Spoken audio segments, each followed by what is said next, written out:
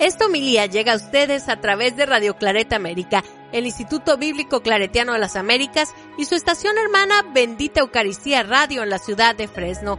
Presentan Poniendo el Evangelio en Práctica con el Padre Manuel Villalobos, un programa para aprender a amar a Dios sin miedo. Iniciamos. Muy buenos días, hermanos y hermanas que nos sintonizan a través de Radio Claret América y de su estación hermana de Bendita Eucaristía Radio. Reciban un cordial saludo. Estamos comenzando nuestra Semana Mayor. Vamos a comenzar a meditar sobre la pasión, la muerte y la resurrección de nuestro hermano Jesús. Y ante este acontecimiento tenemos que preguntarnos ¿por qué murió Jesús? ¿Cuál fue su finalidad? Y por eso el título de Creando una comunidad alternativa. Esta es la propuesta de Jesús, por eso dio su vida. Estamos celebrando entonces el Domingo de Ramos en toda la iglesia, en Domingo de Ramos que conmemora aquella entrada de Jesús a la ciudad de Jerusalén y que la gente entusiasta lo aclamaba como rey. Pero vamos a descubrir cómo su reinado era un reinado diferente, no era con poder, no era imponiéndose, sino un reinado que se da desde abajo, desde la experiencia de la gente. Y estas lecturas van a ser las que vamos a estar reflexionando para el día 5 de abril en toda la Iglesia Universal. Y así que vamos a pedirle a Dios que otra vez nos haga sentir el compromiso de recibirle, frágil, humano, que nos dé la gracia de acompañarle en esta semana que va a ser una semana muy ocupada para la vida de Jesús. Una semana donde va a experimentar el abandono, va a experimentar la angustia, el miedo, el temor y va a experimentar sobre todo también la confianza en su Dios, en el Dios que no lo va a abandonar, ¿no? Así que con estas ideas vamos a dar inicio a nuestro evangelio tomado de Mateo del capítulo 27 y prácticamente es todo el capítulo, ¿verdad? Así que tengan paciencia y por lo menos para que también se den tengan una saboríen la riqueza de imágenes de personajes que entran. Mateo 11 y siguientes, 27, versículo 11 y siguientes. Jesús fue llevado ante el gobernador, el cual interrogó: ¿Eres tú el rey de los judíos? Contestó Jesús: tú lo has dicho. Pero cuando lo acusaban, los sumos sacerdotes y los ancianos no respondían nada. Entonces le dijo Pilato: ¿no oyes de cuántas cosas te acusan? Pero no respondió una palabra, con gran admiración del gobernador.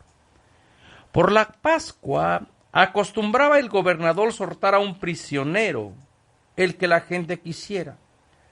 Tenía entonces un preso llamado Barrabás. Cuando estaban reunidos les preguntó Pilato: ¿a quién quieren que les suelte? ¿A Barrabás o a Jesús, llamado el Mesías? Ya que le constaba que lo habían entregado por envidia. Estando él sentado en el tribunal, su mujer le envió un recado: no te metas con ese inocente, que esta noche en sueños he sufrido mucho por su causa. Mientras tanto, los sumos sacerdotes y los ancianos persuadieron a la multitud para que pidieran la libertad de Barrabás y la condena de Jesús. El gobernador tomó la palabra: ¿a cuál de los dos quieren que le suelte? Contestaron: a Barrabás. Respondió Pilato: ¿y qué hago con Jesús llamado el Mesías? Contestaron todos: crucifícalo. Él les dijo: ¿pero qué mal le ha hecho? Sin embargo, ellos seguían gritando: crucifícalo. Viendo Pilato que no conseguía nada, al contrario que se estaban amotinando, pidió agua y se lavó las manos ante la gente diciendo: no soy responsable de la muerte de este inocente, es cosa de ustedes. El pueblo respondió: que su sangre caiga sobre nosotros y sobre nuestros hijos. Entonces le soltó a Barrabás y a Jesús lo hizo azotar y lo entregó para que lo crucificaran. Entonces los soldados del gobernador condujeron a Jesús al cuartel y reunieron en torno a él a toda la guardia. Lo desnudaron, lo envolvieron en un manto escarlata, trenzaron una corona de espinas y se la colocaron en la cabeza y pusieron una caña en su mano derecha. Después, burlándose, se arrodillaban ante él y le decían: «Salud, rey de los judíos». Le escupían, le quitaban la caña y le pegaban con ella en la cabeza. Terminada la burla, le quitaron el manto y lo vistieron con sus ropas. Después lo sacaron para crucificarle. A la salida encontraron a un hombre de Cirene llamado Simón y lo forzaron a cargar con la cruz. Llegaron a un lugar llamado Gólgota, es decir, lugar de la calavera, y le dieron a beber vino mezclado con hiel.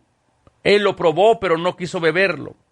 Después de crucificarlo, se repartieron a suerte su ropa y se sentaron allí custodiándolo. Encima de la cabeza pusieron un letrero de la causa de la condenación, y decía: «Este es Jesús, rey de los judíos». Con él estaban crucificados 2 asaltantes, uno a la derecha y otro a la izquierda. Los que pasaban lo insultaban moviendo la cabeza y le decían: «El que derribaba el santuario y lo reconstruía en 3 días, que se salve si es el Hijo de Dios y que baje de la cruz». A su vez los sumos sacerdotes con los letrados y los ancianos se burlaban diciendo: «Salvó a otros y no puede salvarse a sí mismo. Si es el Rey de Israel, que baje ahora de la cruz y creeremos en él. Ha confiado en Dios que lo libre, ahora si es que lo ama, pues ha dicho que es el Hijo de Dios». También los asaltantes crucificados con él lo insultaban.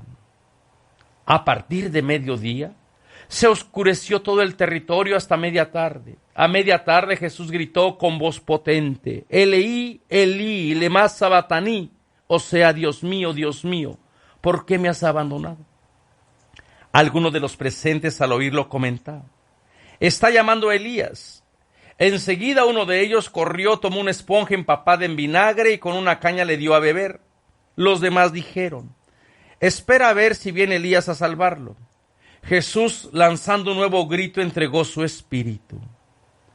El velo del templo se rasgó en 2 de arriba abajo, la tierra tembló, las piedras se partieron, los sepulcros se abrieron y muchos cadáveres de santos resucitaron. Y cuando él resucitó, salieron de los sepulcros y se aparecieron muchos en la ciudad santa. Al ver el terremoto y lo que sucedía, el centurión y la tropa que custodiaba a Jesús decían muy espantados: «Realmente este era el Hijo de Dios». Estaban allí mirando a distancia muchas mujeres que habían acompañado y servido a Jesús desde Galilea. Entre ellas estaba María Magdalena, María, madre de Santiago y José, y la madre de los Zebedeos. Al atardecer llegó un hombre rico de Arimatea llamado José, que también había sido discípulo de Jesús. Se presentó ante Pilato y le pidió el cadáver de Jesús. Pilato mandó que se lo entregaran. José lo tomó, lo envolvió en una sábana de lino limpio y lo depositó en un sepulcro nuevo que se había excavado en la roca. Después hizo rodar una gran piedra a la entrada del sepulcro y se fue. Estaban allí María Magdalena y la otra María sentadas frente al sepulcro. Palabra de Dios. Hermanos y hermanas, con esta lectura donde recordamos la pasión, la muerte de Jesús, entramos a nuestra Semana Mayor. Y podemos ir meditando y reflexionando acerca de todos los personajes que van a confluir en estas últimas horas. Sabemos que las últimas horas de Jesús fueron bastante agobiadas, bastante ajetreadas. Jesús entra en Jerusalén.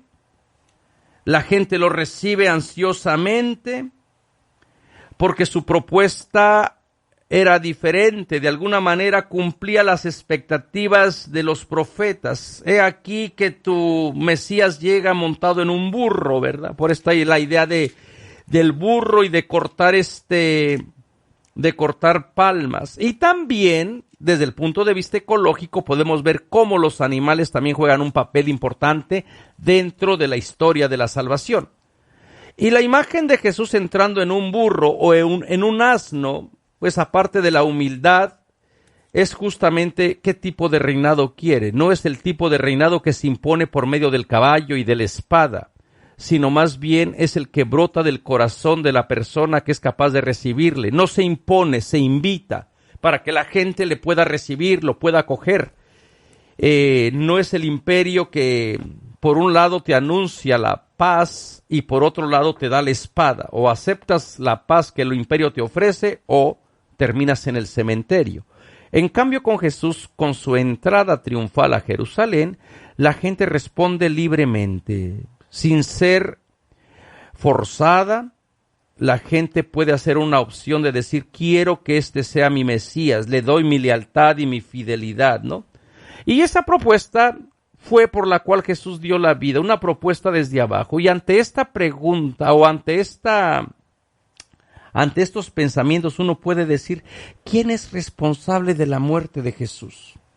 Recordemos que cuando se escribieron los evangelios, lo primero que se puso por escrito fue todo lo que tiene que ver con la pasión de Jesús, porque eso era lo que la comunidad mejor recordaba. Y después de comenzar a organizar el evangelio de la pasión, comenzaron a explicarse y a responder a las preguntas: ¿quién lo mató? ¿Por qué lo mataron? ¿Qué fue lo que hizo? ¿Y qué fin o qué simbolismo tuvo su muerte? Y desde ahí comenzaron a poner las otras piezas del evangelio para responder a estas preguntas que tenían que ver con el querigma, con la pasión, la muerte y con la resurrección de Jesús. A la pregunta de ¿quién lo mató? A veces se nos olvida poner el contexto y a veces nos brincamos demasiado rápido y sin tener ningún fundamento histórico para decir que nuestros pecados mataron a Jesús, ¿no? Y esta es una manera muy manipuladora de entender la muerte de Jesús. Fueron tus pecados quien mataron a Jesús y Jesús muere cada vez que tú pecas o lo condenas cada vez que tú pecas. Pues esto históricamente no es correcto. Teológicamente puede sonar bien, espiritualmente puede sonar bien, pero a Jesús lo mató un poder bien organizado que se llamaba el Imperio Romano, en complicidad con los líderes religiosos poderosos de aquella época. No podemos culpar a todos los judíos, ¿verdad? Como se ha hecho a través de la historia. No. Entonces a Jesús lo mata el imperio en complicidad con los líderes religiosos de su época. ¿Por qué? Por la propuesta que Jesús traía. Jesús, en la manera de convivir con la gente, en la manera de acercarles a Dios, en la manera de comer con pobres indeseados, tocar leprosos, curar enfermos, admitiendo a todo tipo de personas a crear una comunidad alternativa, una comunidad donde ya no hubiese primeros y últimos, una comunidad donde el que quiera ser el primero que se haga esclavo, que sea servidor, pues esos valores irían prácticamente en contra del imperio. No era lo que el imperio quería. Y aparte también parece ser que Jesús se metió en problemas en cuestión de el impuesto. La gente entonces, el imperio romano vio a Jesús como una persona posiblemente que estaba concientizando a otra gente, lo vio como un posible guerrillero y lo exterminó. ¿Por qué? Porque los imperios están hechos para no ser cuestionados. Cualquier persona que cuestione el imperio, cualquier persona que comience a proponer un estilo de vida diferente a lo que el imperio o la sociedad requiere, pues va a terminar prácticamente mal. Jesús no es el único que había comenzado con este cuestionamiento. Jesús más bien sigue toda una línea profética, porque en el Antiguo Testamento había muchos profetas que también creían que sí era posible crear una comunidad alternativa, una comunidad diferente, una comunidad donde todas las personas pudieran experimentar otra vez a un Dios cercano, a un Dios que hablaba desde lo cotidiano, ¿no? Y parece ser que el imperio no estaba muy de acuerdo con esta propuesta de organizar de Jesús, ¿verdad? Incluso en cuestiones familiares. Jesús había dicho, ¿quién es mi padre? ¿Quién es mi madre? Toda la persona puede ser familia de Jesús si cumple su palabra, si la pone en práctica. En cambio, el imperio está bien organizado, bien jerarquizado. ¿Y qué culpa tienen los líderes religiosos? ¿Por qué los líderes religiosos se sintieron ofendidos? Bueno, parece ser que Jesús cuestionaba sus leyes, sus tradiciones, no la ley, especialmente en Mateo. Jesús viene a cumplir la ley. Jesús no fue una persona que violó la ley o que dijo que la ley no era buena. Jesús, como buen judío, respetó, observó las leyes. Entonces, ¿qué fue lo que Jesús hizo que molestó a los líderes religiosos?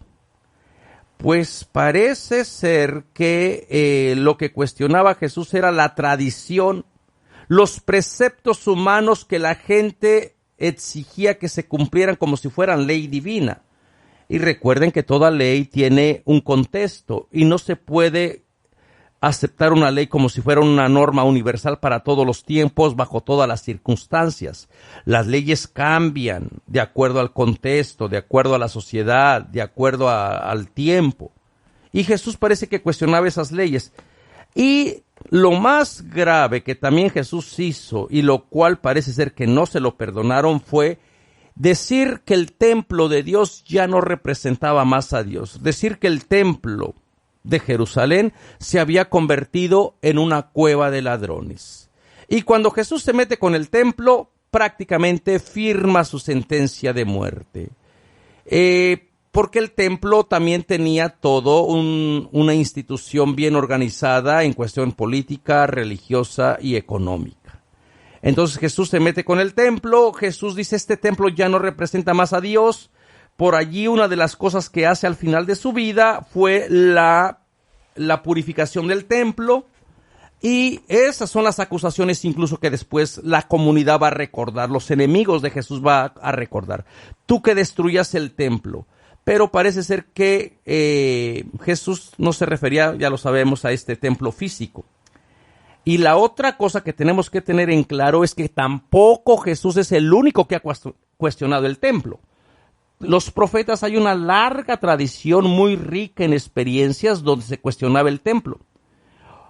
El templo no puede ser casa de Dios o lugar de la divinidad mientras se explote, se oprima, mientras no se acepte a todas las personas. Eso es lo que los profetas sabían.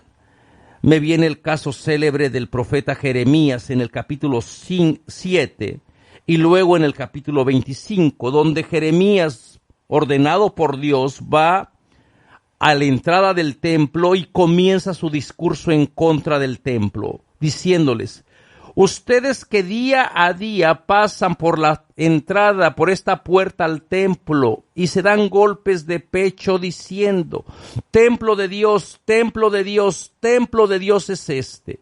Si no se arrepienten, se van a ir al exilio. En el capítulo 25 vuelve otra vez a repetir las mismas amenazas contra el templo. Y no solamente Jeremías, también Ezequiel, por ejemplo, tiene ese célebre discurso donde la gloria de Dios abandona el templo, para decir: Dios no puede estar en un templo o en una institución que legitime abuso, en un lugar donde no se hable de verdad, de justicia. Dios no puede estar ahí, eso le repugna a Dios. Y yo creo que también sería una invitación a decir: nuestros templos serán casa de Dios, nuestra institución será un lugar donde Dios se encuentre con sus pobres, con sus marginados, con sus olvidados, con la gente que viene a la mejor temblando, que no se atreve ni siquiera a abrir los ojos para el cielo y que le dice: Señor, necesito de ti, Señor, apiádate de mí. Así que el templo puede correr sus peligros, y el templo de Jesús, en tiempo de Jesús, corrió sus peligros. Pero a la gente, o a los sacerdotes, o a los que vivían del templo, la propuesta de Jesús, en vez de que los hubiese llamado a la conversión, a arrepentirse, los hizo violentos. Se llenaron de envidia. Dice el texto que por envidia entregaron a Jesús. Y claro, hermanos y hermanas, la envidia la bestia de las 7 cabezas, como decía un filósofo que se llamaba Plutarco, de tiempo de Jesús. La envidia destruye todo lo que toca.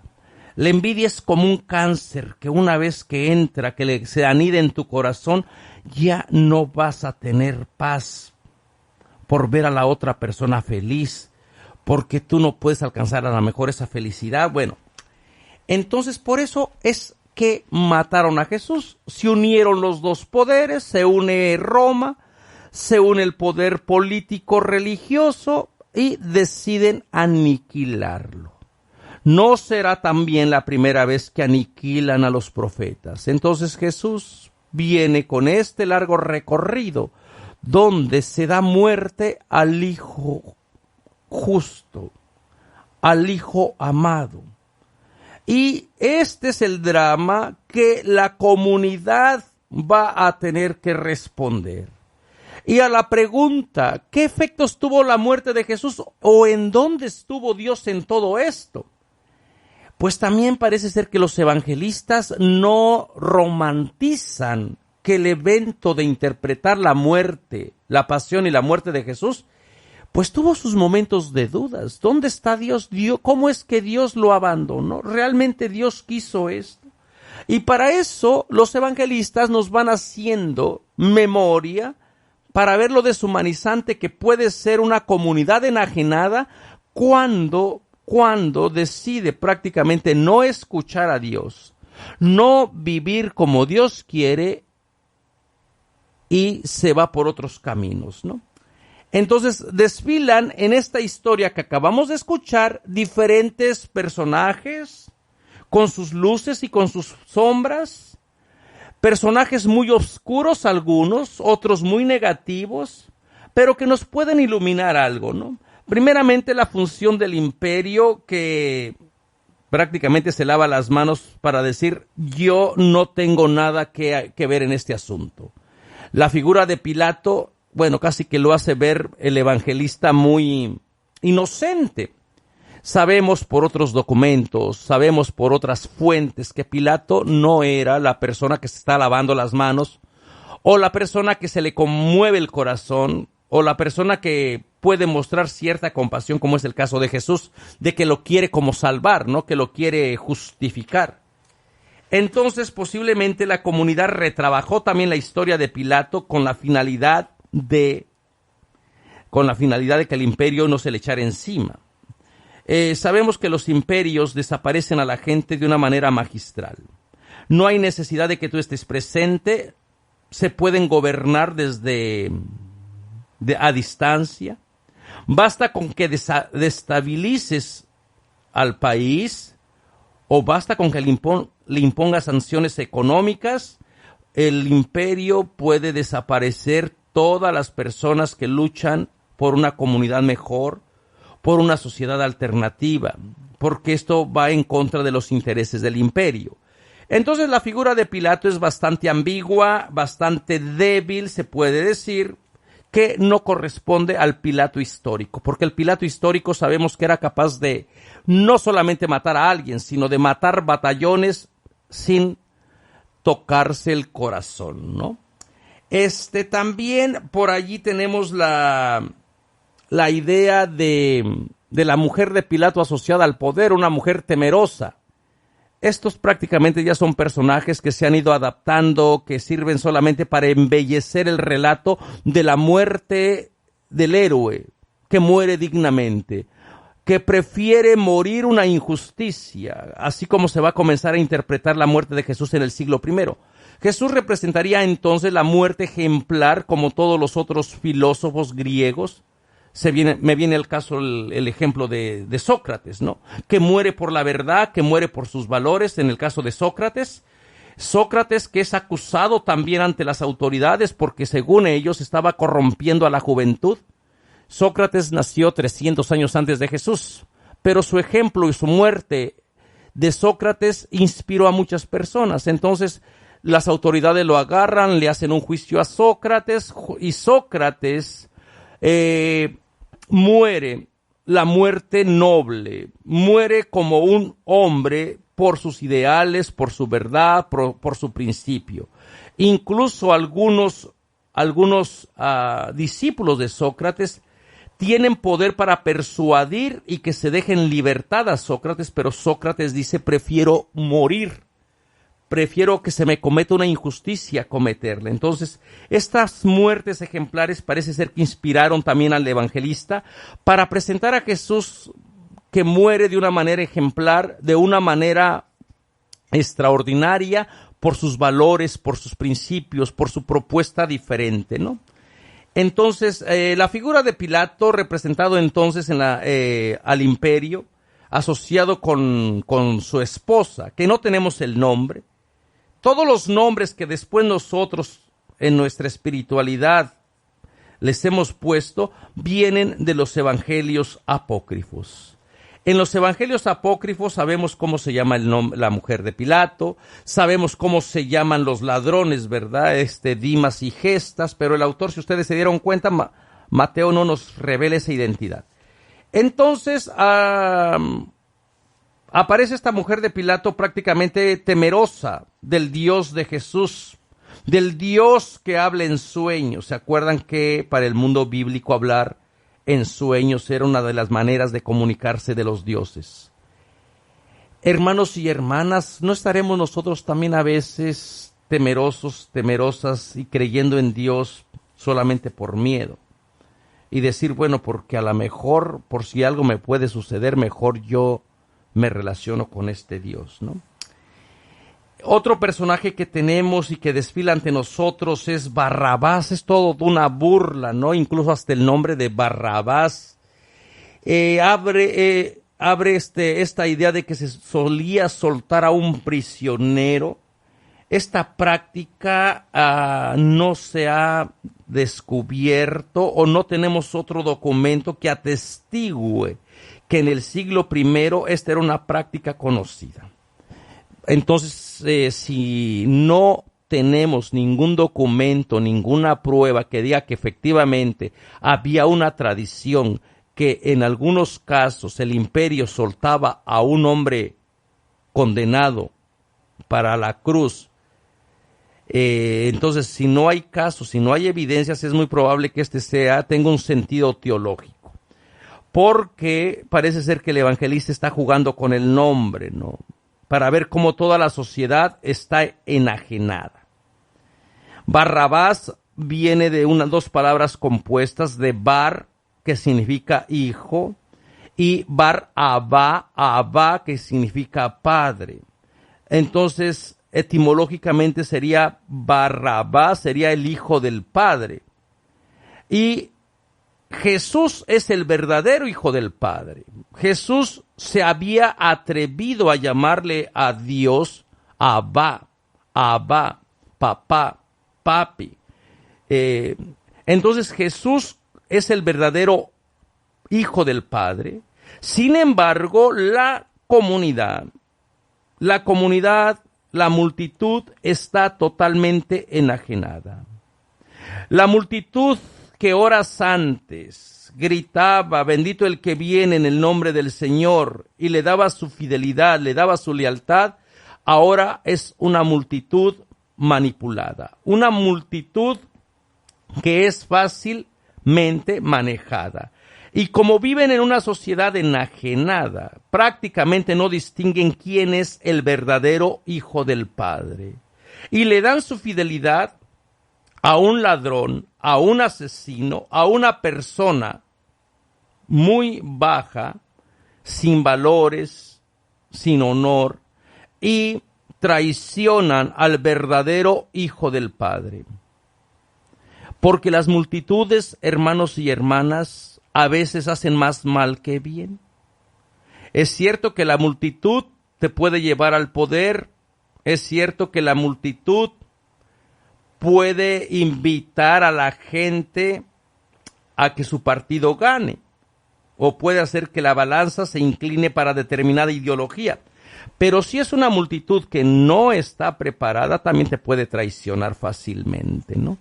Y aquí lo que estaríamos viendo, lo que estaríamos tratando de descubrir es cómo no se puede ser seguidor del verdadero Abba, del verdadero hijo de Abba, del verdadero Padre,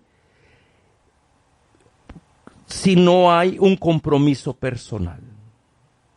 No se puede hacer una confesión en conjunto, en multitud, de que Jesús es Bar-Abba, el Hijo del Padre.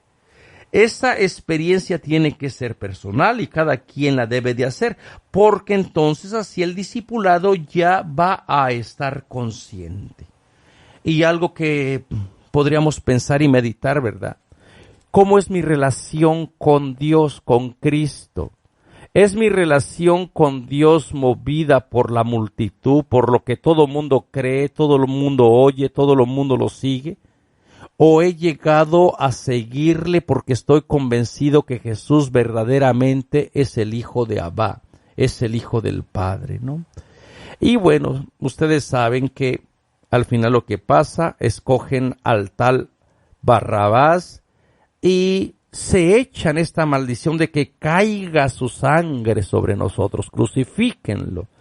Esta es una comunidad enajenada, una comunidad que vive en la mentira, que no distingue en verdad y mentira.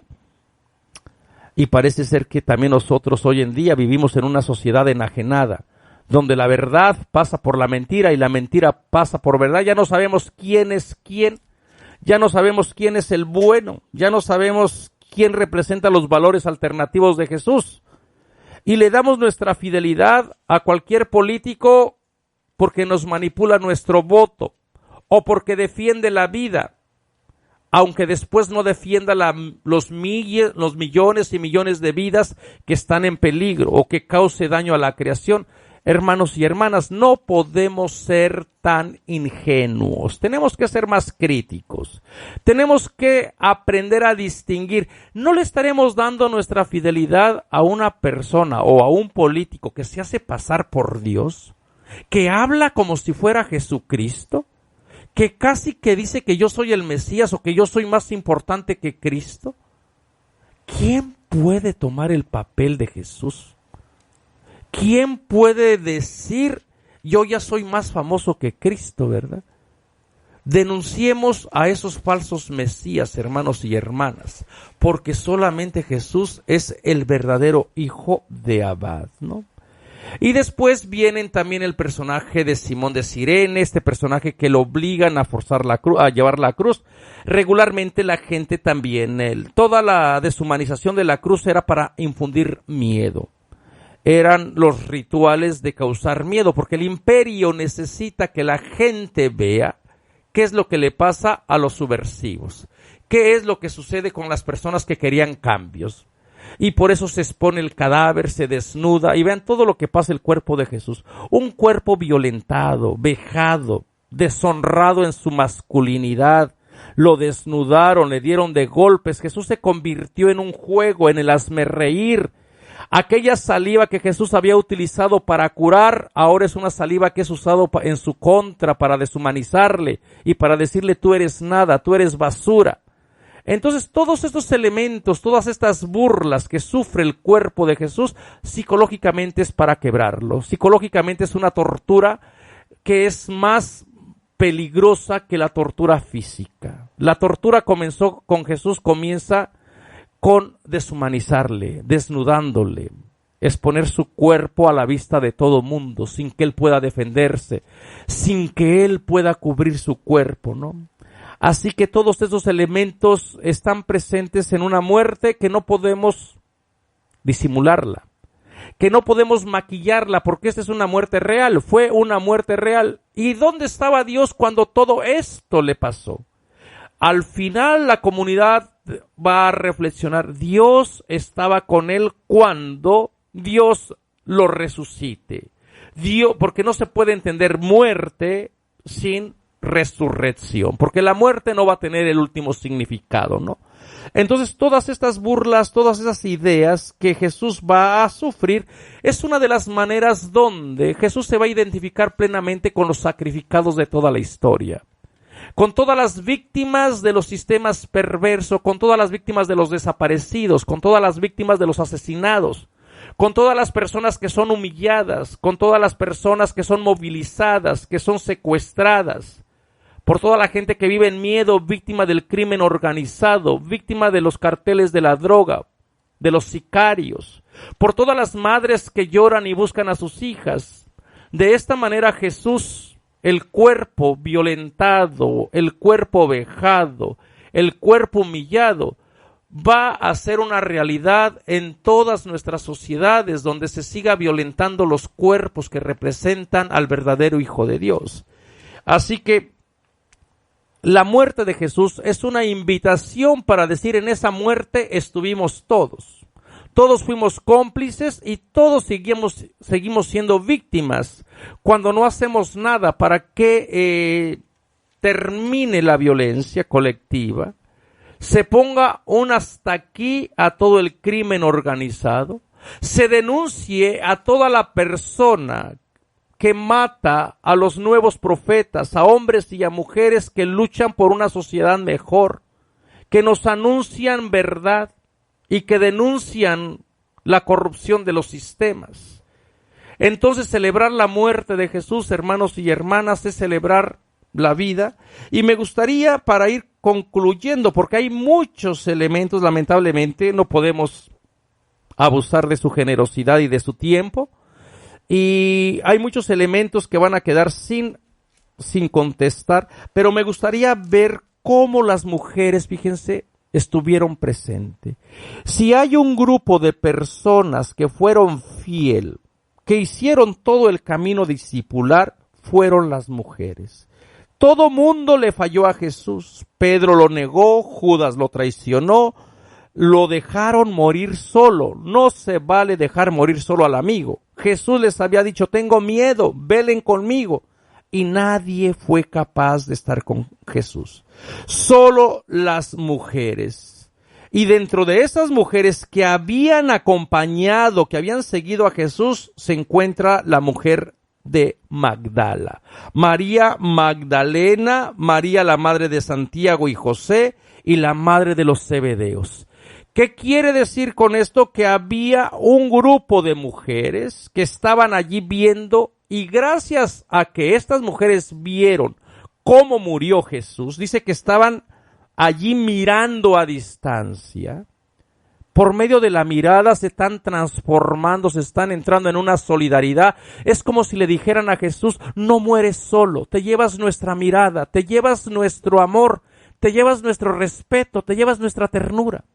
La mirada de Jesús, que había comenzado a ver a gente con compasión, con amor, ahora son las mujeres las que representan al Dios que mira, al Dios que ve, al Dios que da compasión. Son ellas las únicas que nos van a dar el testimonio que sucedió con el cuerpo de Jesús. Estaban allí mirando a distancia. ¿Por qué? Porque posiblemente la valla de los militares, de la milicia, de la legión, no les permitiría entrar para descolgar el cuerpo, porque un cuerpo que no es exhibido no causa miedo. Por eso los sicarios y los que andan en las drogas saben que hay que exponer a la víctima, y ahora se han agarrado esta forma tan horrible, tan terrible de masacrar a niños para que cause más miedo y pánico en la sociedad. Entonces las mujeres a distancia ven para decirle: Jesús, aquí estamos, no mueres en vano. Tu ministerio va a seguir gracias al testimonio que nosotras, las mujeres, demos. Y después viene, fíjese, al atardecer llegó José de Arimatea, compró el sepulcro, le pide a Pilato el cadáver de Jesús, y fíjense lo que hace: tomó el cuerpo de Jesús, lo tomó, lo envolvió en una sábana de lino limpia, una imagen muy femenina. Es como si tomaran el cuerpo de Jesús, lo envuelven en una sábana,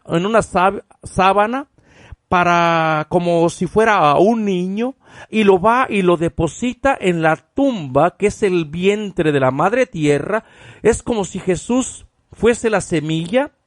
José deposita la semilla en el vientre de la madre tierra, y fíjense lo que dice: estaban allí María Magdalena y la otra María sentadas frente al sepulcro. Estas mujeres se ponen frente al sepulcro como si fueran las matronas, como si fueran las parteras para decir, vamos a esperar cómo interviene Dios en este drama y vamos a esperar para que el proceso del trigo que se ha depositado en la madre tierra dé fruto. No podemos, hermanos y hermanas, quedarnos solamente con la muerte de Jesús. Tenemos que adelantar un poquito para decir, aquel cuerpo que fue envuelto como un niño y depositado en el vientre de la madre tierra necesita de cuidado, necesita de mujeres como María Magdalena que se pongan frente a la tumba y estén a la expectativa porque en cualquier momento esa tumba va a estar abierta y va a anunciar que Jesús ha resucitado. Hermanos y hermanas, nos vemos la próxima semana, esperando que este encuentro con Jesús, acompañándolo en su entrada a Jerusalén, acompañándolo en su comida de despedida donde va a lavar pies para enseñarnos que su propuesta es de servicio, acompañándolo también en su pasión en el Viernes Santo, donde entramos a meditar el misterio de su muerte y después alegrarnos con toda la iglesia de que Jesús verdaderamente ha resucitado. Recuerden que esta homilía ha llegado a ustedes a través de Radio Clareda América, la Pastoral Bíblica Claretiana. Si ustedes quieren saber más y estudiar la Biblia desde un punto de vista más científico, más riguroso, visiten nuestra página de www.ibicla.org.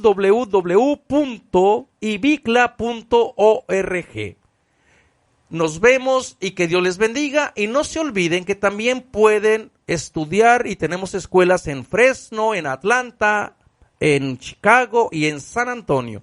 Que Dios les acompañe y que la muerte de Jesús sea de liberación para experimentarle vivo en cada momento de nuestra historia. Los invitamos a escuchar más programas de crecimiento espiritual y emocional en radioclaretaamerica.com y a seguir en YouTube a la Escuela Bíblica Claretiana de las Américas. Visite ibicla.org.